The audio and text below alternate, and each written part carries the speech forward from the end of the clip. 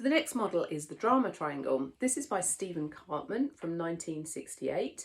So it's been around for a little while. We've borrowed it from transactional analysis. So originally it's more of a therapy tool, but it's really well known and again out there in all sorts of relationship coaching scenarios, including team coaching, marriage counselling coaching, that type of stuff. So it's quite a well-known way of looking at the relationship that's going on between different people.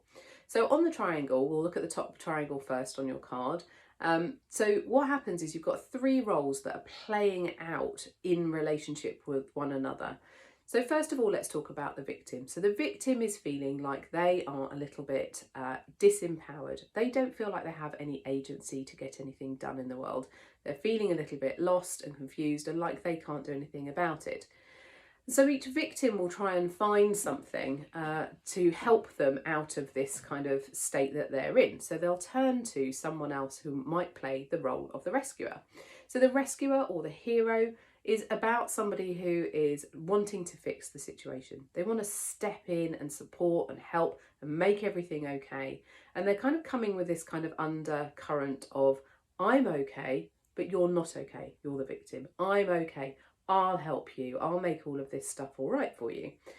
And so they do step in and they will help as much as they possibly can. But there's a downside to that, that over time, there starts to build up this kind of sense of, well, you know, nobody ever helps me out. I'm giving all of me to everything and I don't get anything back. So they can start to feel quite like the victim themselves over time and they can become quite burnt out.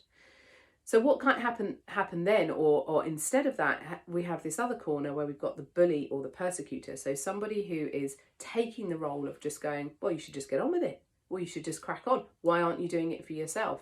And they also have a position of, I'm okay, but you're not okay because you're not doing anything. But they come at it from a kind of slightly more assertive approach where they're challenging and saying, actually, you know, you should be doing something. It's a bit like passing the blame and saying, you know, you need to go away and do that. You should sort this out. You should know what to do.